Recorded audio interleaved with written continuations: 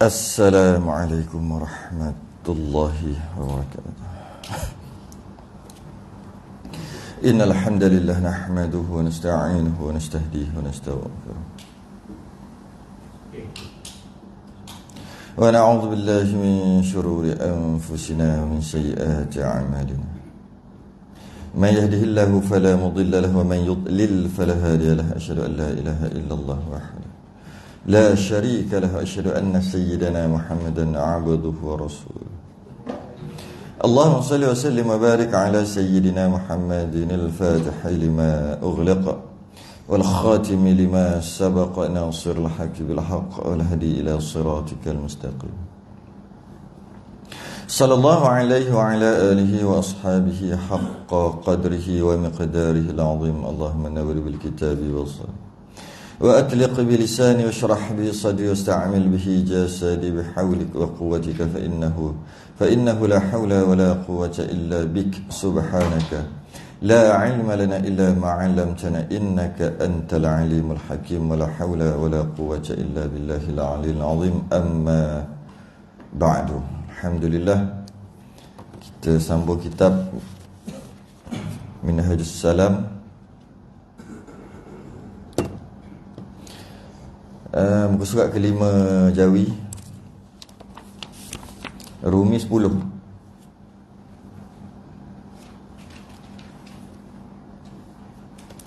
Jawi 10, Jawi 5, Rumi 10 dan ke-50. Sifat yang ke-50 yang terakhir.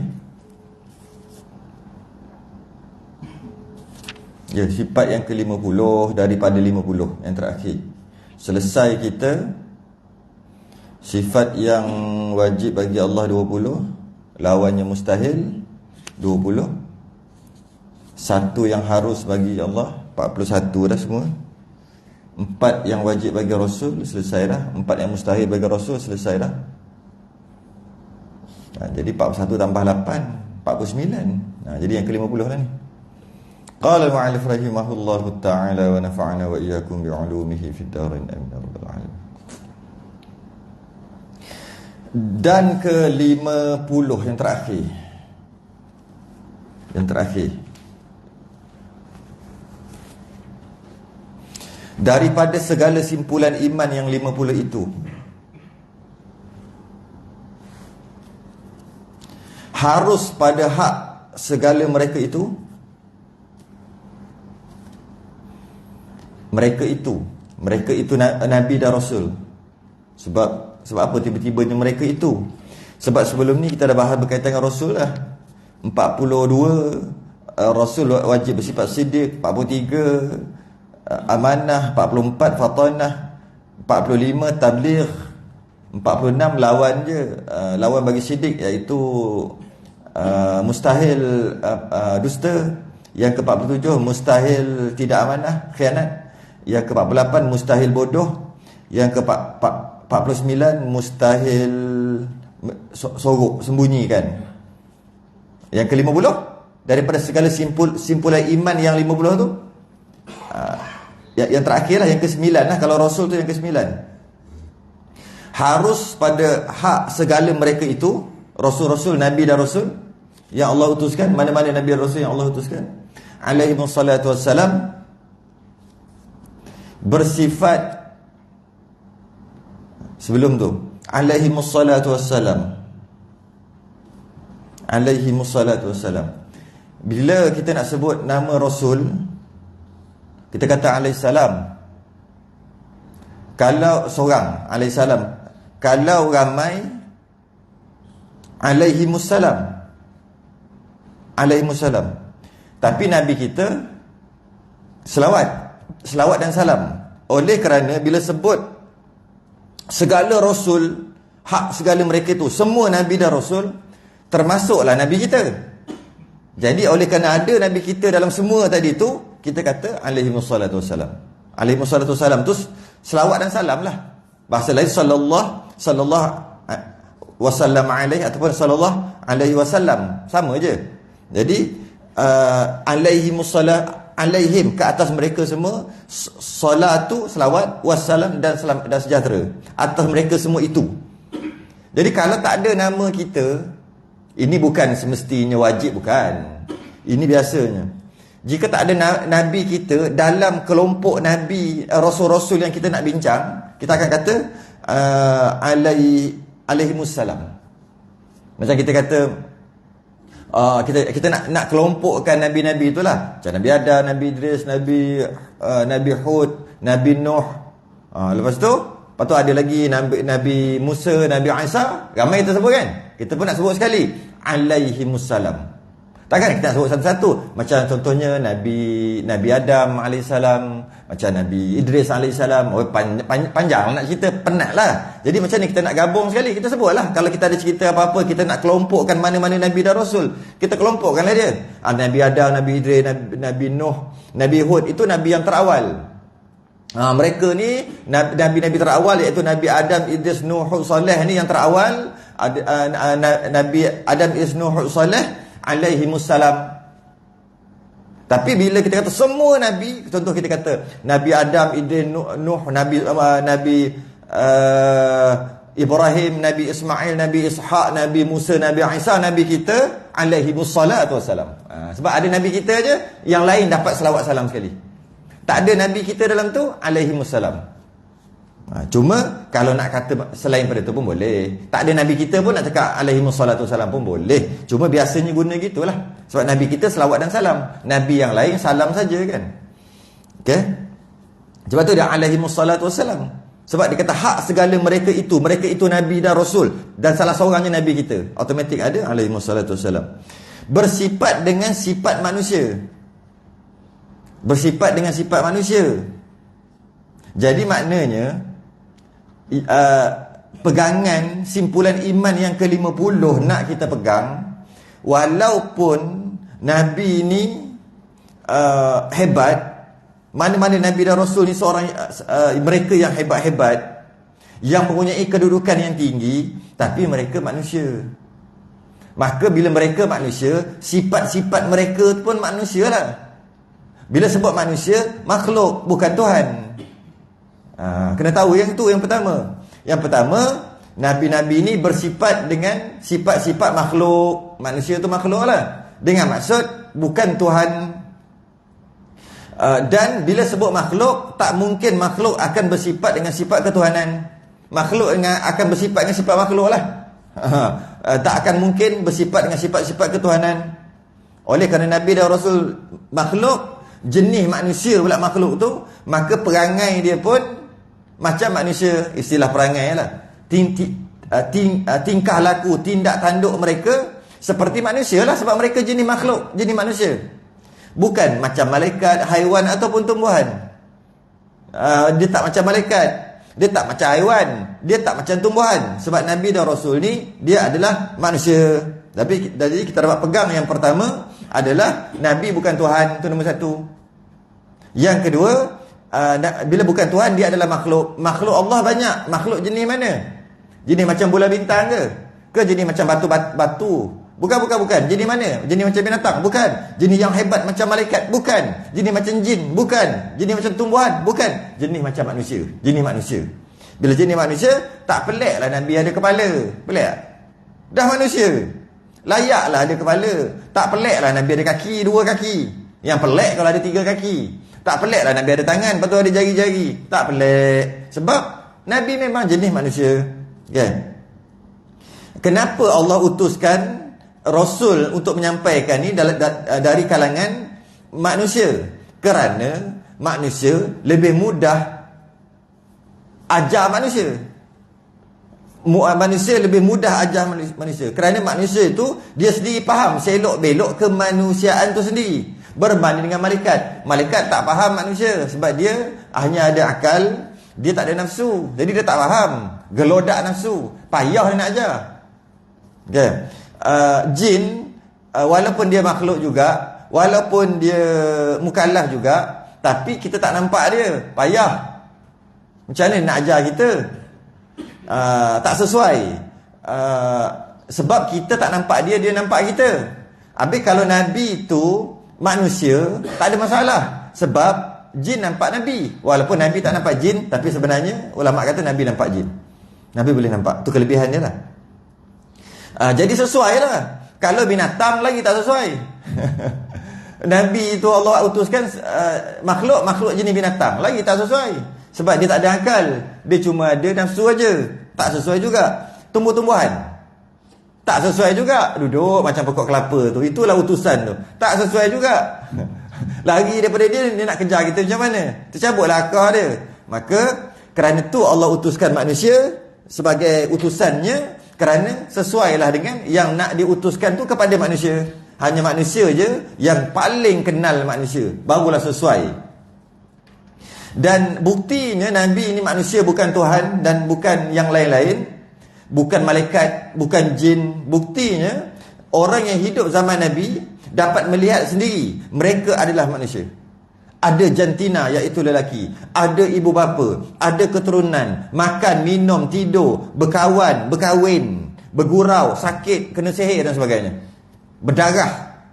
Bukti bahawasanya Nabi dan Rasul ni adalah manusia. Pertama, selesai lah.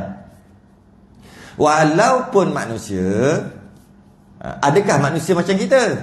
Qul innama ana basyarum mithlukum. Aku ni manusia macam kamu. Adakah macam jadi bila macam kamu, maksudnya Nabi dan Rasul ni semua sama macam kita ke? Tak. Macam kamu dari jenis spesies manusia saja. Kerana yuha, aku terima wahyu, kau tak terima wahyu, maka dia ada lain sikit. Dari segi spesies sama, dari segi kualiti berbeza. Sebab tu walaupun Nabi itu manusia, kita juga manusia, tapi kualiti Nabi, kualiti manusia tu tak sama dengan kualiti kita. Tapi manusia, jenis manusia. Sebab yuha, nak terima wahyu, dia tak boleh kualiti macam kita. Tak boleh. Yuha, terima wahyu.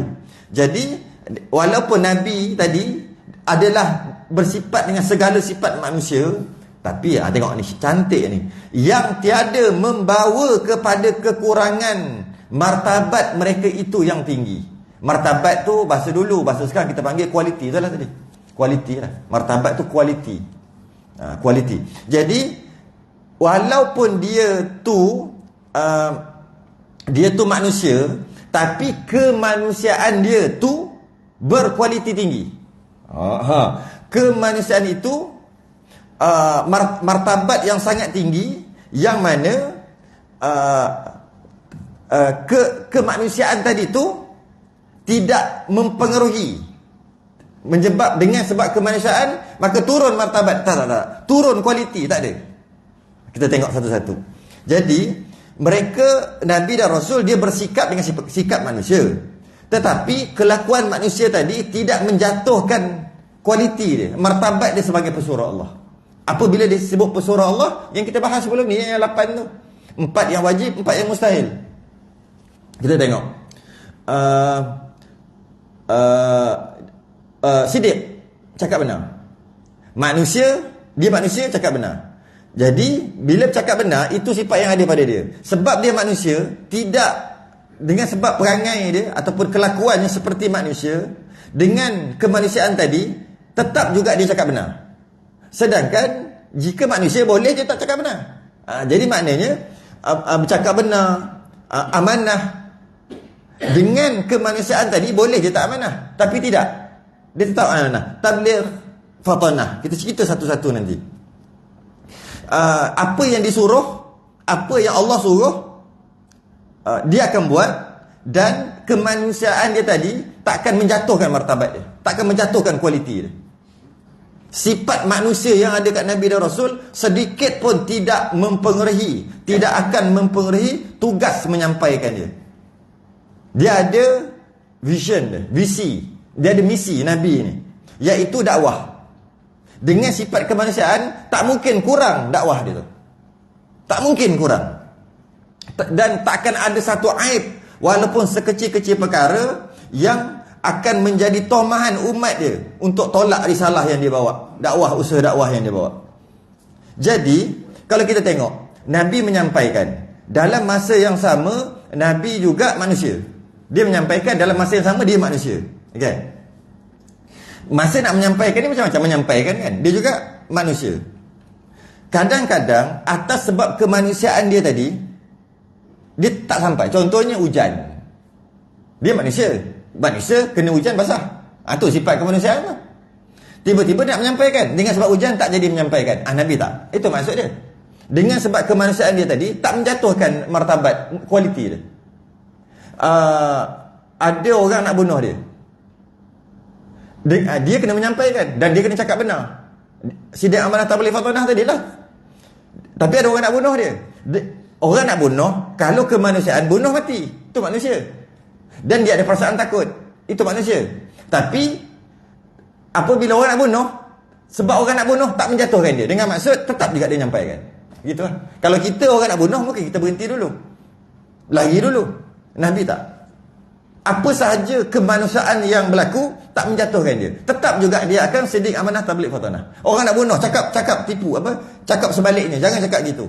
Maknanya cakap sebaliknya yang Allah suruh sampaikan. Orang nak bunuh, orang suruh cakap sebaliknya. Kalau tidak aku bunuh. Sifat kemanusiaan bila nak bunuh, takut mati, luka, sakit.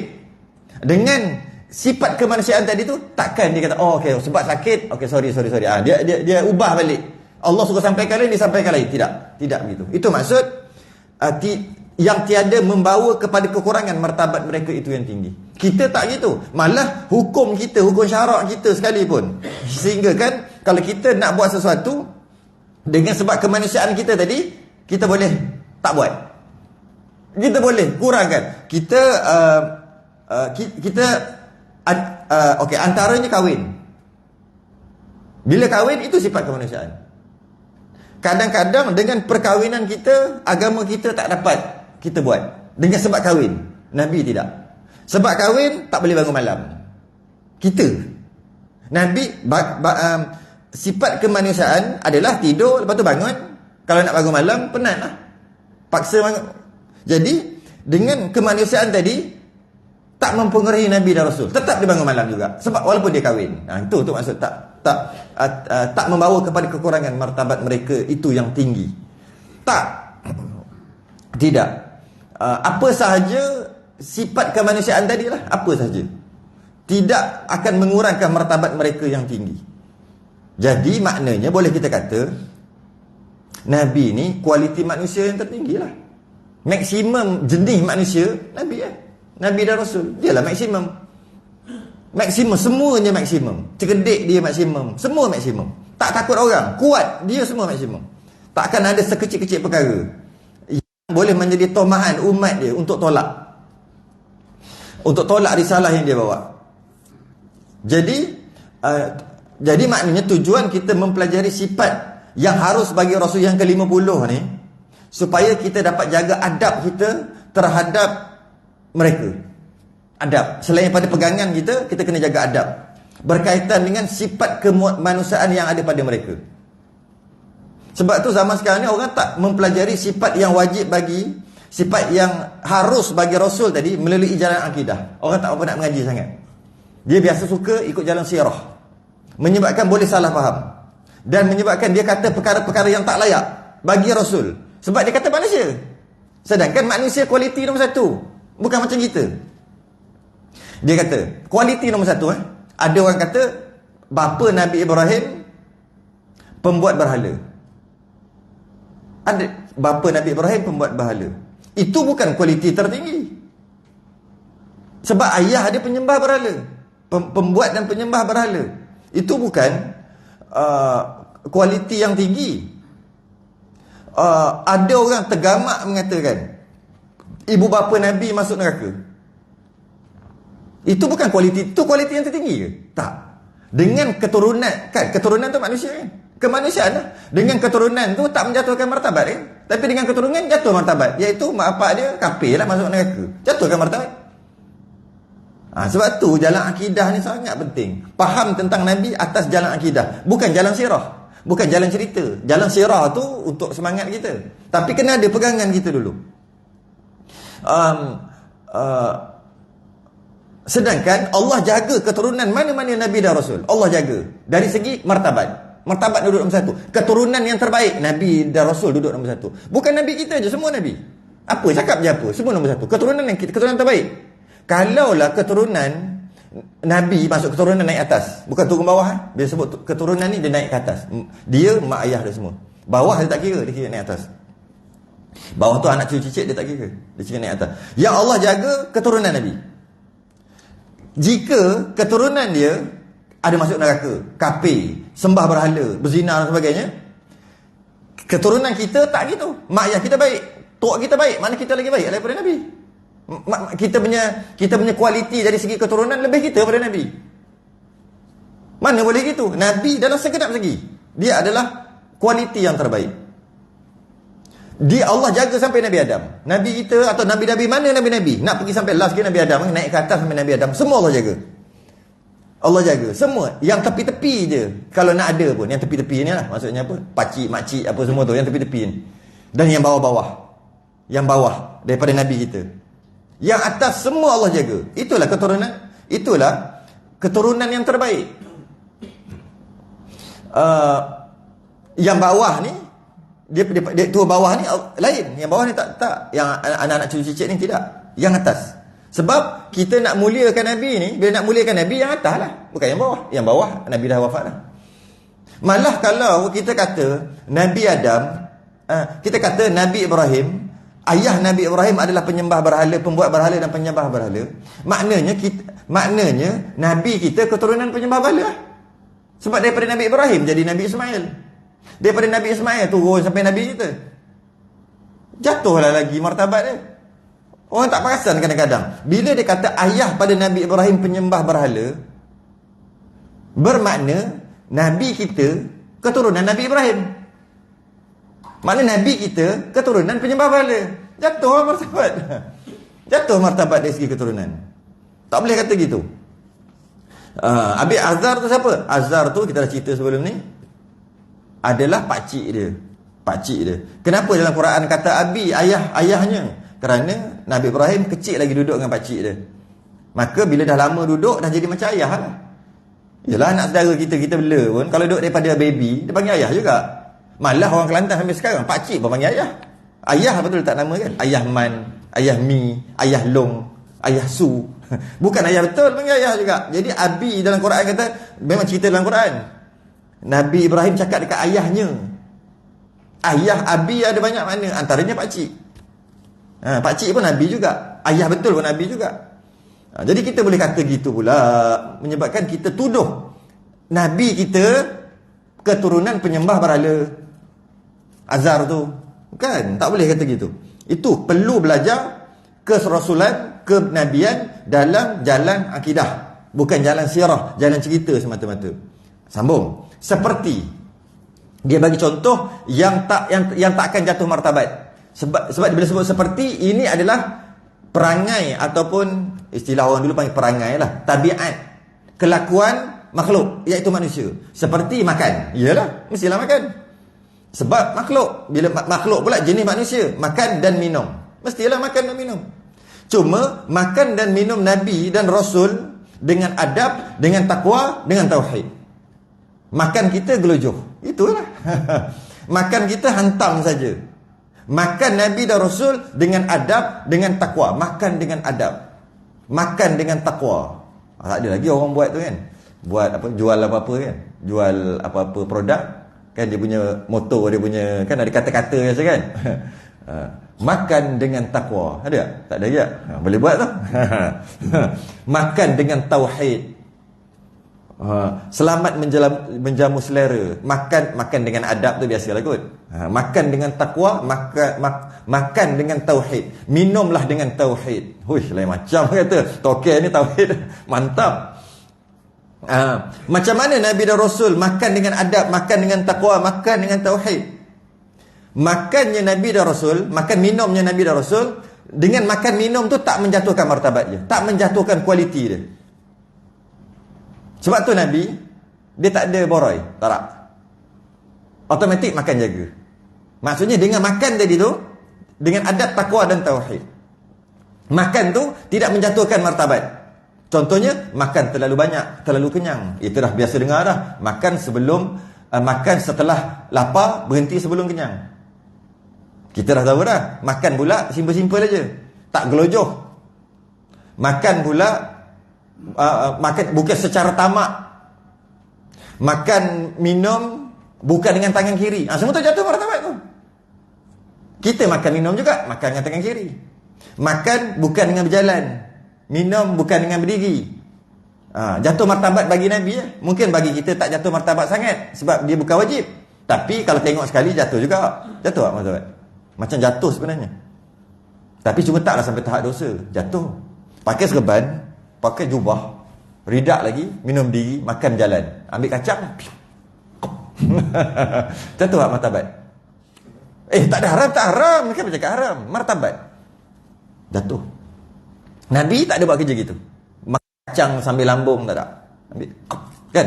Kalau tak lambung tu lambungin. Buat kerja. Buat kerja. Tak ada. Tak ada. Tak jatuh martabat. Takkan jatuhkan martabat. Makan tangan kiri. Tak ada. Benda haram jauh sekali lah. Makan benda haram jauh sekali. Malah makanan makruh pun tak makan. Hadis yang masyhur, man akala min hadhihi syajarah, siapa yang makan ini pokok, siapa makan buah ini pokok, Nabi tunjuk, fala yaqrabanna masjidana, jangan kamu hampir masjid kami. Nabi tunjuk. Apa dia? As-saum. Bawang putih. Maknanya Nabi jaga. Bawang putih pun tak makan. Bawang putih juga, bawang putih yang mentah. Bawang putih masak tak apa sebab dia tak ada bau lah. Bawang putih yang ni. Maknanya Nabi tak suka. Nabi jaga sampaikan bau padahal tak haram pun. Tapi Nabi jaga. Maknanya cuba bayangkan, makan bawang putih, makan bawang merah yang tak masak tu. Ada orang makan. Rupanya sedap juga. Dia ada dia punya itulah. Ada. Saya tengok keruk makan. Makan dengan sate. Makan dengan sate. Betul loh. Dah lah sate tu bau. Asap dia kalau beli, asap dia lagi bau kena badan. Kat situ bau dah satu hal. Makan sate. Lepas tu bawang pula, bawang. Sedap, bawang lebih. Bawang lah tu. Nabi tak buat kerja gitu. Sebab bila makan dia akan berbau mulut. Ni bukan cerita haram ni. Ni cerita menjatuh martabat. Tak jatuh martabat ke? Pakai kain, pakai baju Melayu, pakai elok-elok, kepiah elok-elok, bercakap bau bawang. Kan jatuh. Bau petai, bau jering, bau kedah kat mulut. Kan jatuh martabat. Kita bukan cerita dosa, kita cerita jatuh martabat. Point dia, Nabi tak buat gitu. Walaupun tak haram pun, Nabi tak buat. Tak buat. Sebab dengan makan minum, tak menjatuhkan martabat Nabi. Dengan makan minum Nabi, makan dengan apa tadi? Makan dengan adab, makan dengan takwa, makan dengan tauhid. Macam mana makan dengan tauhid? Kena masuk dalam tauhid.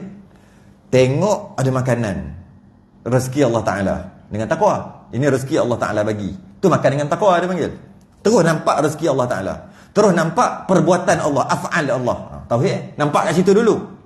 Lepas tu dia akan berkait dengan tauhid pula. Nak tengok makanan tapi nampak tauhid. Makan dengan tauhid. Macam mana? Tengok makanan, dia berkait dengan sifat qudrah. Qudrah iradah ilmu lah. Qudrah Allah buat. Mestilah qudrah kekuasaan. Iradah mesti Allah nak, sebab tu dah ada dah makanan. Ilmu nak buat makanan mesti ada ilmu. Maka qudrah iradah ilmu Allah dah ada kat situ dah. Dia panggil yang mana ianya adalah sejak azali lagi. Yang Allah nak jadikan makanan tu. Dia panggil suluhi qadim. Weh, tengok makan nampak suluhi qadim. Ya. Kemudian Allah yang kehendak ianya terjadi sejak azali lagi.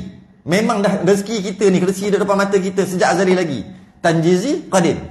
Kemudian pada saat ini berapa 13 hari bulan, berapa bulan? 12 je.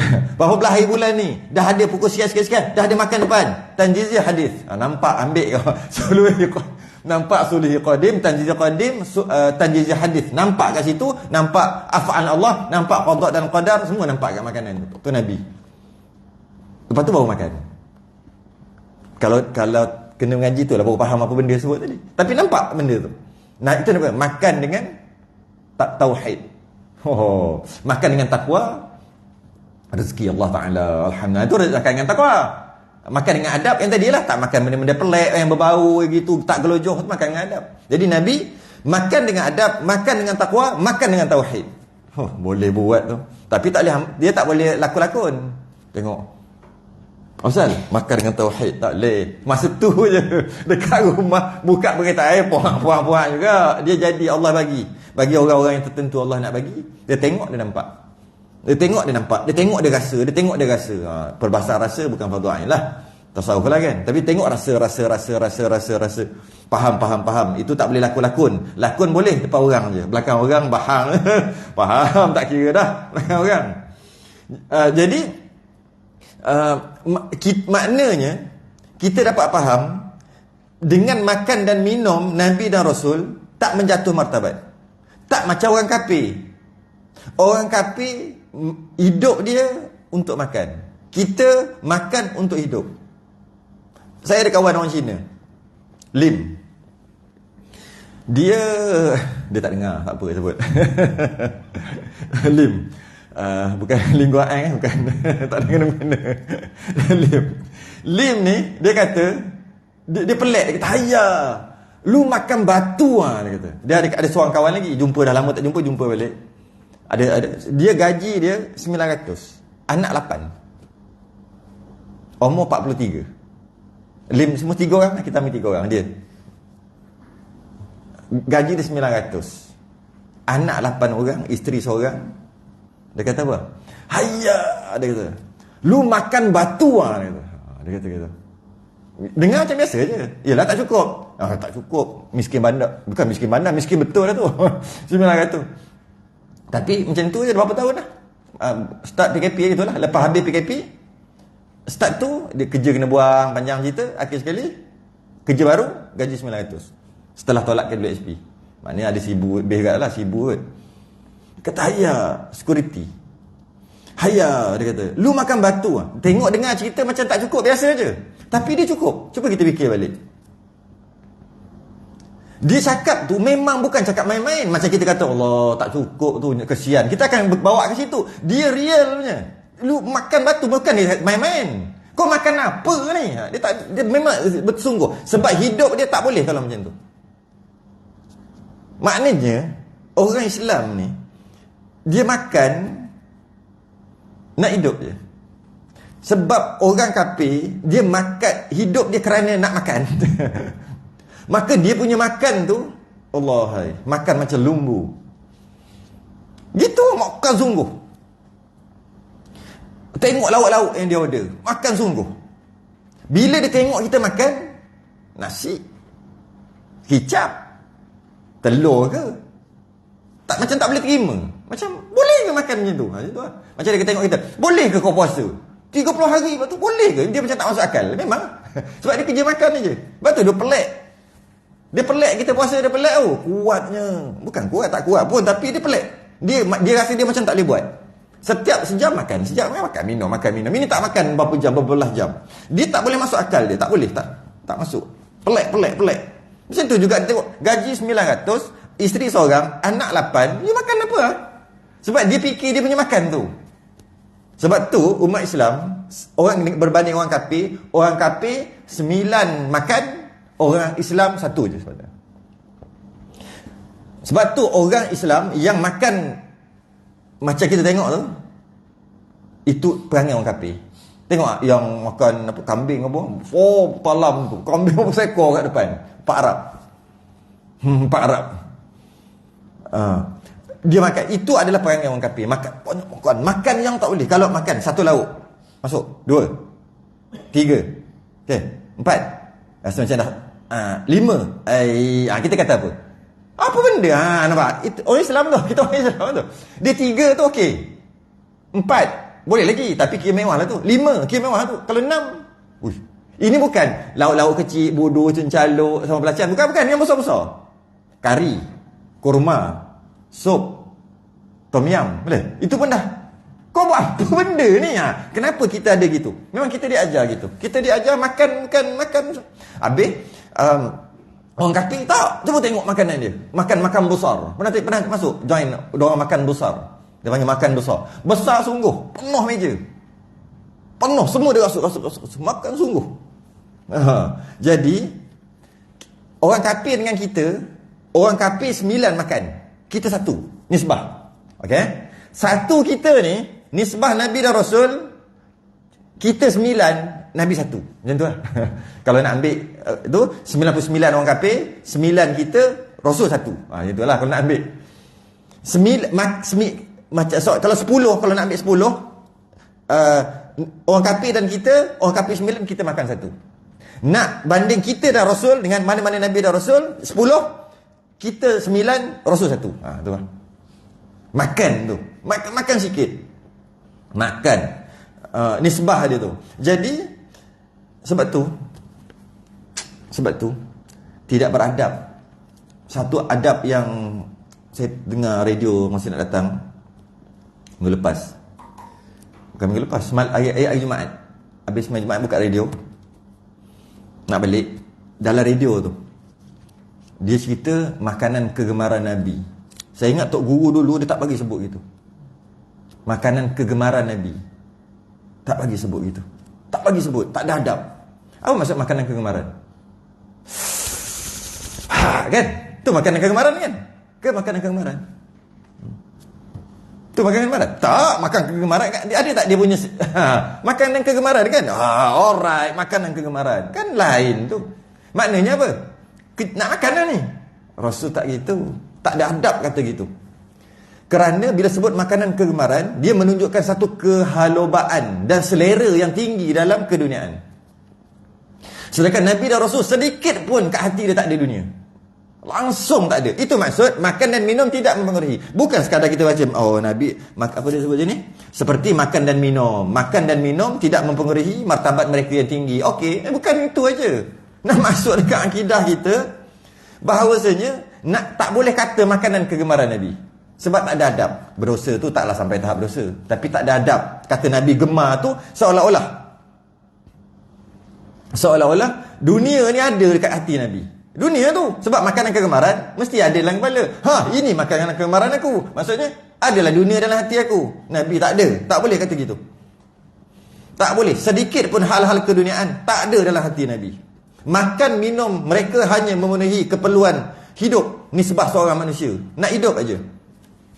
Nak hidup je. Cuma kalau kita Nabi minum kopi, boleh. Nabi makan madu, boleh.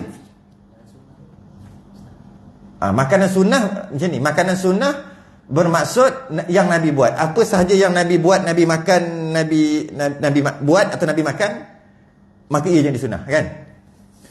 Bila Nabi makan, kita katalah makanan sunnah. Cuma bila sebut makanan sunnah, ingat yang Nabi buat lah. Bukan kita ingat Nabi bukan Nabi haloba. Makanan sunnah maknanya Nabi tak boleh tengok kurma ni, mesti kerja nak ambil, nak makan. Jangan fikir gitu. Sebab Nabi makan sekali pun nama sunnah lah. Apa saja yang lalu dekat Nabi sunnah, walaupun sekali. Jadi bila kita sebut makanan sunnah, yang Nabi pernah makan, martabat Nabi maksimum kan, tertinggi. Martabat Nabi kualiti. Makna makannya kualiti. Dari segi bila Nabi makan, makna itulah makanan yang terbaik. Jadi kita ambil nama makanan sunnah. Tapi bukan dengan maksud makanan sunnah bermaksud makanan yang Nabi suka. Bukan. Itu adalah makanan yang terbaik. Nabi suka makan cuka. Tak syok. Kan kat Nabi makan cuka dah lah. Suka tu tak syok. Suka tu dia ada satu kan kehalobaan tu kan. Kata Nabi makan cuka lah. Nabi makan cuka, maknanya cuka adalah yang terbaik. Makanan yang Nabi kan cuka. Baru tahu pun orang sakit dalam perut ni, sakit masalah apa benda yang GERD ke apa benda dalam perut ni, rupanya minum cuka. Minum cuka baru elok. Padahal kita fikir balik, banyak macam mana rupanya cuka. Lepas tu Nabi makan cuka. Oh, sebab tu Nabi makan cuka. Tu tak apa. Sebab tu Nabi suka makan cuka. Tak syok lah suka tu. Nabi makan kerana untuk kesihatan. Dengan kesihatan dia boleh berdakwah. Cantik kan tu. Jadi benda simple aja. Cuma jangan rasa Nabi ni memang kerja dengan makan minum Nabi jatuh martabat dia. Malah kalau kita tengok kisah-kisah, Nabi lebih mengutamakan lapar daripada kenyang. Tiba-tiba kata makanan kegemaran. Nabi suka makan keting tu. Keting kaki kambing yang tu, keting tu. Syang. Nabi suka makan. Jangan cakap Nabi makan je lah. Malah berlaku. Sedangkan kalau Nabi suka makan dengan maksud haloba, dengan maksud nak makan, kan ada peristiwa yang Nabi bagi kat jiran dia sebab jiran dia lagi memerlukan. Jiran dia bagi kat jiran, bagi. Akhir sekali dapat kat Nabi balik. Tergelak. Dapat kat aku balik. Dapat kat aku balik rezeki makan. Sedangkan kata Nabi suka. Kalau suka kenapa bagi orang? Tujuan dia baik. Tujuan dia nak bagi tahu apa? Yang Nabi suka tu Nabi bagi orang. Baik tak tujuan? Baik. Dalam masa yang sama jatuh martabat Nabi. Gitulah kita, banyak kita nak buat baik, nak cerita benda baik, menyebabkan jatuh martabat. Sebab tu kena ada akidah tentang Nabi dan Rasul. Barulah kita tak salah cakap. Biasalah kita dengar, akhirnya dapatkan Nabi balik. Nabi kata setiap yang bagi semua dapat pahala. Aku bagi dapat pahala, dia ni bagi dapat pahala. Akhirnya aku dapat makan juga. Kan? Tapi kita nak kata Nabi sanggup, yang dia suka dia bagi. Kita kata Nabi suka sangat sup tu, tapi Nabi sanggup bagi. Itu baik. Dalam masa yang sama kita rendahkan. Tak sedar jatuh martabat Nabi. Nabi lebih mengutamakan perut kosong. Sebab tu Nabi puasa. Mengutamakan perut kosong daripada perut penuh. Kerana bila perut kosong dia lebih cerdik daripada perut penuh. Perut penuh aja akal automatik dia jadi slow. Perut kosong akal jadi laju. Akal dia akan jadi laju. Okey. Ada kisah wali apa? Syekh Abdul Qadir Jilani. Ayah dia kan. Alah kisah yang apple tu. Apple dia lapar sangat. Dia menggembara, dia lapar sangat. Dia tengok ada makanan apple hanyut. Apple hanyut tu, dia pun lapar sangat, dia ambil. Tak terfikir pula. Dia ambil, dia makan. Alamak. Lepas makan, maksud tak fikir lagi. Dah habis bawa, alamak, ni siapa punya ni? Dia pun cari kan? Lalu ikut tepi-tepi sungai tu jalan. Rupanya tengok ada satu dusun. Terkeluar apple tu di luar dia punya dahan. Oh ini dah ni. Dia pun minta izin. Terkejut tuan tanah. Ada pula minta izin. Hebat orang ni. Dia pun, aku nak minta halal. Boleh? Nak halal dengan syarat khidmat untuk aku. Berapa puluh tahun lah. Memang puluh tahun aja. Khidmat dengan aku dengan masuk jaga kebun. Lepas habis jaga tu, okey dah cukup masuk 10 tahun ke berapa belas tahun lah. Lepas tu tak bagi lagi. Dia suruh kahwin dengan anak dia. Tapi anak dia bisu, pekak, tuli, itulah. Pekak, buta, bisu.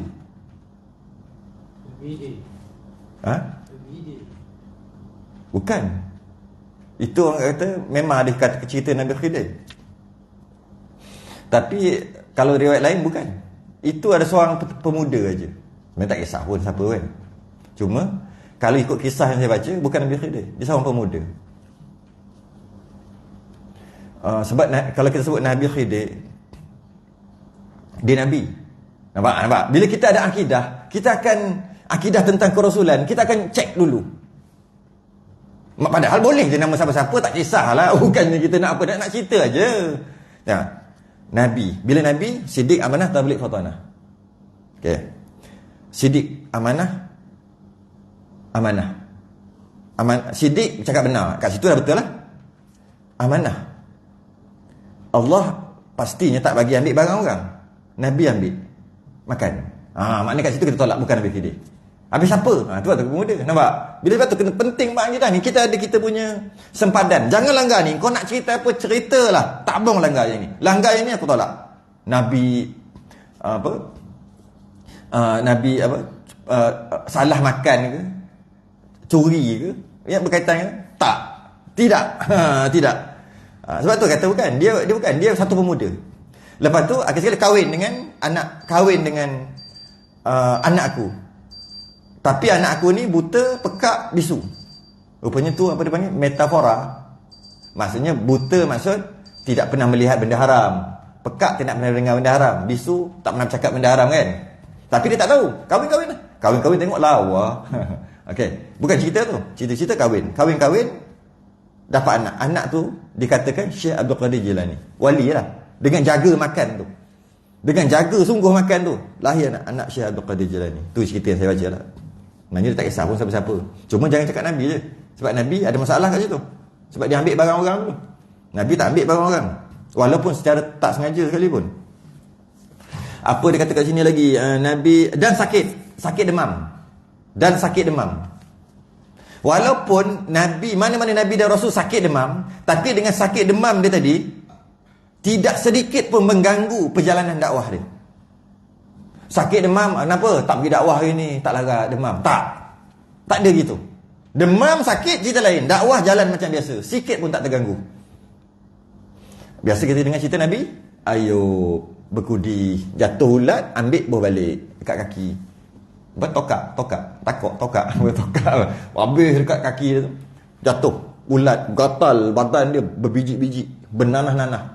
Nabi Ayub iznada rabbahu, apa lupa, anni massani yadur wa anta arhamur rahimin. Betul lah. Ketika Nabi Ayub menyeru Tuhannya, aku ditimpa sakit. Jadi sakit apa? Cerita Israiliyat dan cerita kita dengar, dia ada sakit kulit, anak lari, isteri pun lari. Isteri pun tak larat. Kita fikir, kita ada akidah kita, Nabi Siddiq Amanah Tabligh Fatanah mesti menyampaikan sebagainya, dan kemanusiaan itu tadi tidak menjatuhkan martabat. Dengan maksud tiba-tiba tak jadi dakwah, tak ada. Okey, dengan macam tu kalau pergi dakwah orang nak dengar agak-agak. Oi, penyakit Covid, jangkit, lari. Orang akan lari. Maka tak mungkin Nabi gitu. Cerita ni tolak. Tolak apa? Yang berkudih tu. Cerita sakit tu tak tolak. Berkudih tu yang tolak. Berulat tu yang tolak. Sebab kita ada pegangan. Sebab tu penting sangat abang ni. Letak kita punya sempadan. Jangan langgar. Sebenarnya Nabi Ayub sakit dia bawah kulit. Bukan atas kulit, bawah kulit. Apa? Epidemis. Benda dalam ni. Di bawah kulit. Rasa sangat gatal dan sakit. Pedih. Tapi kat depan orang tak nampak. Maka bila dia menyampaikan, boleh menyampaikan macam biasa, orang tak tahu, sakit dia je rasa. Settle masalah. Macam tu boleh. Tu terima. Kalau berkudih, orang nak menyampaikan macam mana? Nabi Yaakob buta sebab menangis kan? Menangis buta sebab anak dia Nabi Yusuf. Anaknya kena masuk dalam telaga. Dalam Quran ada cerita. Terima. Tak ada masalah masuk telaga ke jatuh martabat? Tak jatuh pun. Kemudian dia sedih. Nabi Yaakob sedih. Biasa manusia. Tak jatuh martabat, dia sedih. Menangis. Dah mula nak jatuhkan martabat.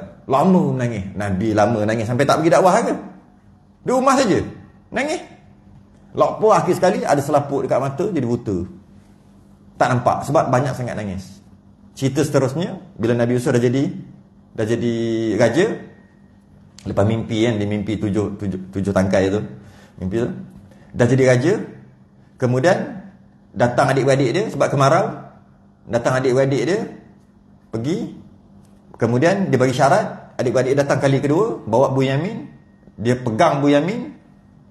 Lepas tu dia kata, dia pegang Bunyamin, yang ni dia suruh balik. Lepas tu dia kata, bapak kami buta. Dia bagi, saya cerita, bukan nak cerita pun ni. Dia bagi serban ataupun baju atau gitu dia lah. Bagi kat ayah dia. Ayah dia daripada jauh bau, celek balik. Kita nak cerita buta dengan celek tadi tu. Buta dengan celek. Dia buta. Bila buta nak menyampaikan macam mana? Ittaqullah, tak ada seorang kat depan. Jatuh martabat. Mustahil. Macam mana pula Bunyamin tu kena pegang? Tahu tak cerita tu? Yang kan dia pegang Bunyamin ni, tak boleh. Kenapa dia boleh pegang Bunyamin? Kenapa adik-beradik dia yang lain membenarkan Nabi Yusuf pegang Bunyamin tu? Tahu tak cerita ni? Malah cerita daripada awal. Saya bukan nak cerita. Nak ambil poin-poin aja. Sebab dia dituduh ambil barang kan? Siapa yang letak? Kalau Nabi kata Nabi Yusuf letak, Nabi Yusuf buat benda yang salah lah. Menipu kan? Tak. Tak boleh. Nampak? Lepas tu kena ada sempadan. Ceritanya ada barang yang diletakkan dalam kereta dorang, kereta kuda dorang. Lepas tu dituduh, kau ambil barang aku terpaksa pegang adik kau, Bunyamin, sebab kau ambil barang kami. Yang letak tu Nabi Yusuf. Tolak, itu bohong. Habis yang lain lah. Yang penting Nabi Yusuf pegang Bunyamin. Kalau nak dengan cerita tu. Jadi bila kita ada sempadan, senang je. Lepas tu kena ada sempadan. Jadi kalau macam tu nak menyampaikan macam mana? Sedangkan tak buta pun. Nabi Yaakob, dia memang menangis, tapi menyampaikan macam biasa. Dan tak ada pun pakai tongkat ke apa, tak ada. Menyampaikan macam biasa. Sebab bila sebut Nabi, dia menyampaikan. Nabi Musa cacat lidah. Sebab cerita baik, cerita asalnya baik, tapi menjatuhkan martabat. Bila Firaun dapat tahu Asiah ambil anak lelaki, aku bunuh kat luar, aku ambil masuk istana. Dia bawa, aku tengok bodoh ke cerdik budak ni. Kalau bodoh, kita biarkan lah. Kalau cerdik, kita bunuh. Bagi api dengan makanan. Nabi Musa, setiap Nabi kecil lagi cerdik. Kalau budak-budak biasa, dia akan tengok berkelip-kelip tu. Dia akan suka yang itu. Tapi kalau yang cerdik, dia tahu tu panas. Nabi daripada kecil lagi cerdik. Mengangkat. Bukan pergi ke api. Memang nak pergi ke api, tapi last sekali nak ambil makanan. Kemudian ditepis macam mana? Malaikat tepis. Terambil api, makan api, lidah jadi telur sikit. Okay, cerita tu bagus tak? Sebab tu dia hidup. Kalau tidak mati, Firaun bunuh. Bagus cerita satu segi. Tapi telur nak dakwahnya. Ittahullah apa? Baru kita ada seorang ustaz datang sengau. Agak-agak Juan. Tak ada ustaz lain. Ustaz ni ilmu banyak. Tapi bukan menghina dia, bukan. Nak bagi tahu semak linga dengan tak ada yang lain ke? Penat nak faham kok gitu. Benda dia cakap tu. Kita pergi ni. Benda dia cakap ni. Ya. Sebab apa? Sebab tak sesuai menyampaikan. Tiba-tiba Nabi Musa lidah. Sebab tu perlu Nabi Harun untuk bantu. Kan? Sebab jahatnya Firaun sampai kena 2 rasul. Bawa itu sebab tu. Tu sikit berkaitan dengan sakit. Seterusnya. Dan jima isteri yang halal, kahwin. Jima isteri yang halal iaitu kahwin. Nak kita kahwin, Nabi kahwin. Tapi kahwinnya Nabi bukan jadi aib. Kahwinnya Nabi kerana ia adalah fitrah, dia adalah manusia. Sebab tu kahwin. Tetapi dengan perkahwinan itu tidak menjatuhkan maruah atau mengganggu perjalanan menyampaikan risalahan. Bang, jangan lagi hari ni bang. Saya takut bang, banyak tikus. Tak. Ya ke? Allah tak apa. Ayang duduk baik-baik ya. Tak. Tak apa, hari ni abang tak keluar berdakwah. Tak ada. Perkahwinan itu sedikit pun tak mempengaruhi perjalanan dakwah. Sikit pun. Sebab Nabi diutuskan untuk menyampaikan. Tiba-tiba sebab dia kahwin, maka terganggu. Takkan terganggu.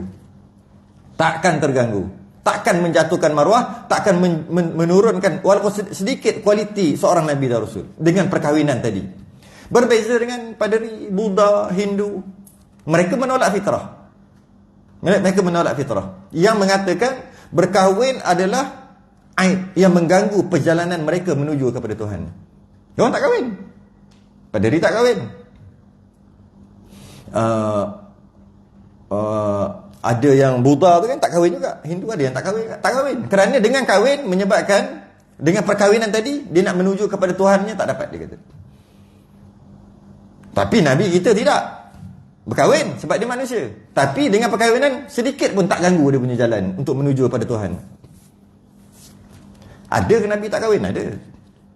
Walaupun Nabi yang tak kahwin sekalipun, tapi bukan bermakna tak kahwin tu sebab tolak kahwin. Aku tak nak kahwin sebab mudah aku nak menuju kepada Tuhan aku. Tidak. Tak kahwin tu kerana terlalu asyik ataupun terlalu bersemangat untuk menyampaikan. Sehingga kan tak sempat kahwin. Contohnya Nabi Yahya. Apa bukti? Nabi Yahya tak kahwin. Kata Nabi kahwin. Mana-mana Nabi kahwin. Nabi Yahya tak kahwin. Nabi Yahya tak kahwin bukan sebab dia menolak perkahwinan tu. Tidak. Buktinya Nabi Yahya, ada orang perempuan nak kat dia. Dia je yang tak nak. Ada orang perempuan nak kat dia. Dia tak nak. Perempuan tu cantik. Nabi Yahya tolak. Kemudian raja nak kat perempuan tu. Perempuan tu bengang lagi dengan Nabi Yahya. Perempuan tu kata boleh nak kahwin. Mas kahwin dia kepala Yahya. Raja tu pun buat juga. Ni juga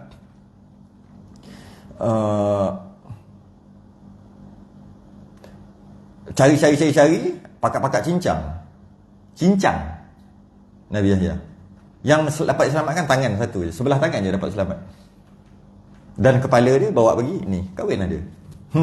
Cerita Nabi Yahya. Tapi dia tak kahwin bukan sebab dia tak kahwin tu sebab dengan perkahwinan mengganggu perjalanan dia, tidak, bukan dengan sebab tu. Bukan dia menolak perkahwinan tu. Habis kahwin yang halal. Apa lagi yang lain-lain? Sikit lagi yang jadi Nabi dan Rasul manusia, maka dia makan, minum, sakit, demam, tidur. Dengan tidur tidak mengganggu perjalanan dia. Maksud tidur sekadar tidur aja. Bukan tidur dengan sebab tidur, oh hari ni tidur cuti tak ada. Dengan sebab tidur tak menyampaikan, tak ada.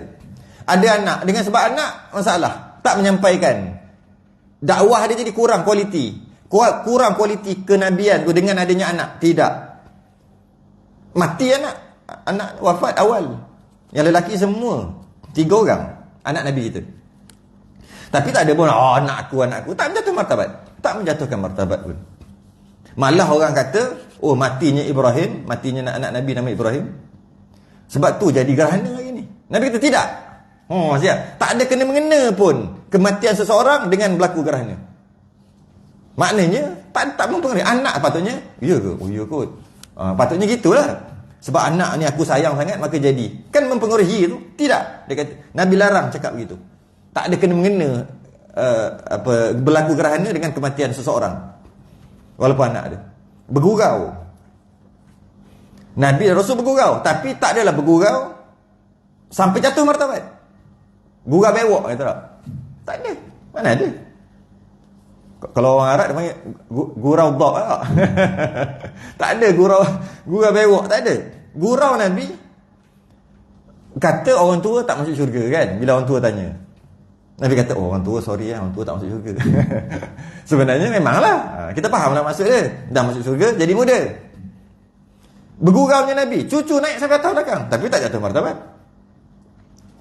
Bergurau dengan isteri, lomba lari sampai pintu rumah daripada luar tu, tapi tak ada viral. Tak ada diviralkan sampai jatuh martabat. Jadi kena jaga. Dan tak ada pula, sebab tu kita kadang-kadang kena jaga martabat. Kita yang ada kedudukan dalam masyarakat, ada nama, ada jadi rujukan, menjaga. Kahwin lah, tapi tak payahlah buat pelik-pelik lepas kahwin tu. Cium kat tu lah, cium dahi pun rasa pelik lah, jatuh dah martabat. Masa takat gambar apa dia benda tu yang open air pula, yang takat gambar kat luar tu, dulu tak ada, sekarang je ada. Apa panggil outdoor open air pula. Yang outdoor tu bagi orang biasa je lah buat. Ni cerita orang yang ada kedudukan, maksudnya dia jadi rujukan, ustaz ke apa kan, ustazah ke, yang ada kedudukan dalam agama. Orang biasa okey je, jangan jaga aurat, jaga apa okey je. Cuma orang-orang yang ada kedudukan tak payah. Sebab apa tujuan tangkap? Kalau tujuan tangkap tak ada orang, lepas tu simpan dalam album, tak apa lah. Lepas tangkap mesti confirm Facebook tu wajib, Instagram tu wajib dekat situ. Sunat muakkad. Tunjuk. Jadi jatuhlah martabat. Jatuhnya bukan dekat tangkap tu, jatuhnya sebarkan tu.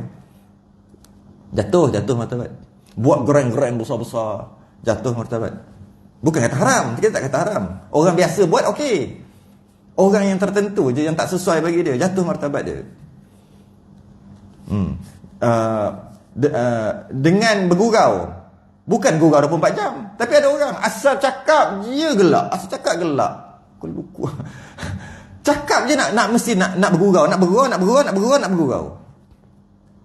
Malah sehingga sebab gitulah orang macam ni ada channel khas 24 jam, channel gelak, lawak, channel gurau dalam TV tu. Ada satu channel, tak tahu satu ke dua channel. Memang kalau buka tu untuk gelak.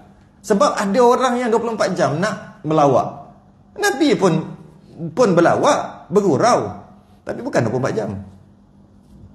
Nabi pun cakap macam tadi tu lah, orang tua tak masuk syurga. Sekali dua kali je.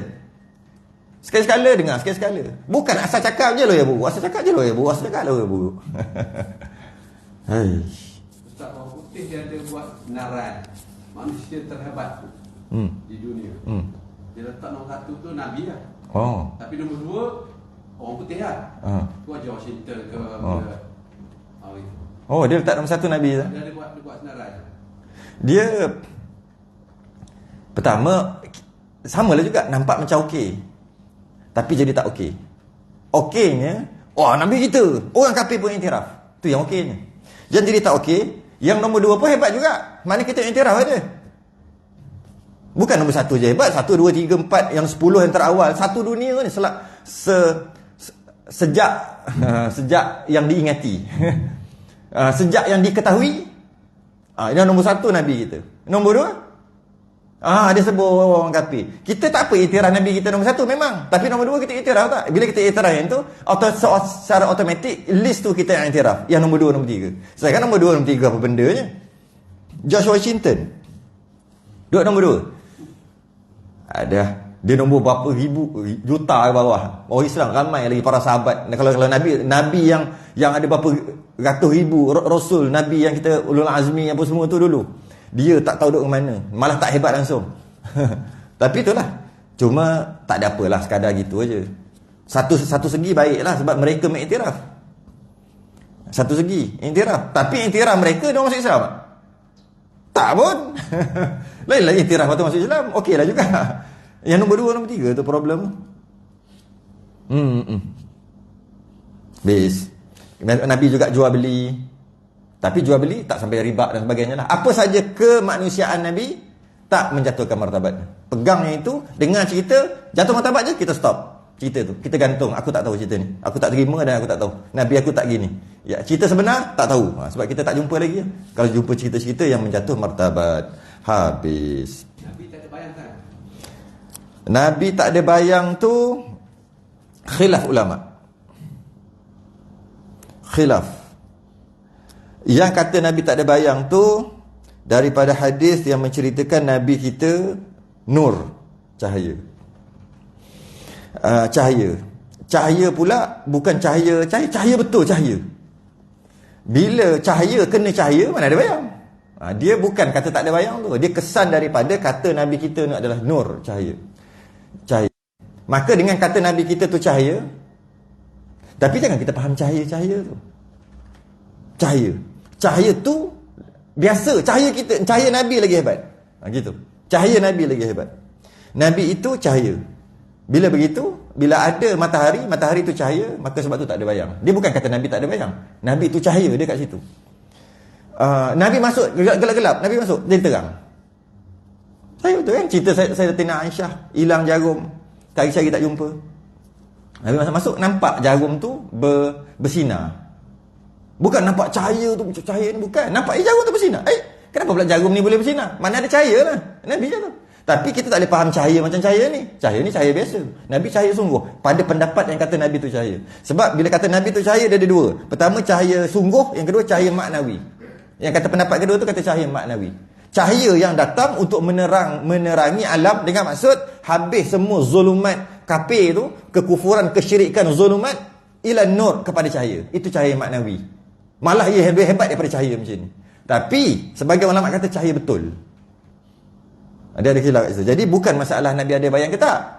Bukan masalah Nabi tak ada bayang. Masalah Nabi adalah cahaya. Maka bila cahaya kena cahaya, mana ada bayang. Mana ada bayang. Tapi boleh terima lah kalau nak terima. Tapi kat situ khilaf. Bila ianya khilaf, begitu je lah. Orang yang duduk segang waktu Nabi melihat Allah Isra' Mi'raj dengan mata lendek, khilaf. Ada kata bukan dengan basirah, dengan mata hati. Kata dengan mata lendek. Habis gitu je lah. Tak setuju tak apa, yang tu je. Bab tu bab khilaf. Dan dia bukan usul agama. Dia furu', dia cabang. Sebab tu yang usul ni kita nak bertegang urat, garang dekat usul. Nabi yang dia ni kahwin ni, yang kahwin tak bagi tahu, kahwin dua tak bagi tahu, lepas tu tak adil apa ni, ikut Nabi tu. Siapa? Ngati beruk orang kata. Beci aku dengar. Saya tak tahu cerita tu sebenarnya. Tak tahu pun cerita orang artis kahwin tu. Mak kilau kahwin, saya tak tahu. Baru tahu je dalam 3-4 hari lepas. Orang lama dah tahu. Tak tahu pun, tak peduli pun. Bila si tak boleh rasa nak dia yang kata. Tahu tak? Siapa dia? Dia kata, kan dia tu kahwin apa semua ikut Nabi dia tu. Sunnah lah tu. Nabi kahwin, tak tahu je tu. Cari lepas ni. Saya tahu yang tu dulu. Baru, siapa yang kahwin? Kahwin tak bagi tahu. Nabi dia tu. Itu dia ikut Nabi dia lah. Saya dah warning dah dekat laki saya. Kalau lah dah warning kat laki saya. Dia tu laki saya. Saya tak nak dia tiru atau ikut Nabi sebagai seorang suami. Rasanya duduk kat Kuantan lah? Bukan? Duduk Kuantan?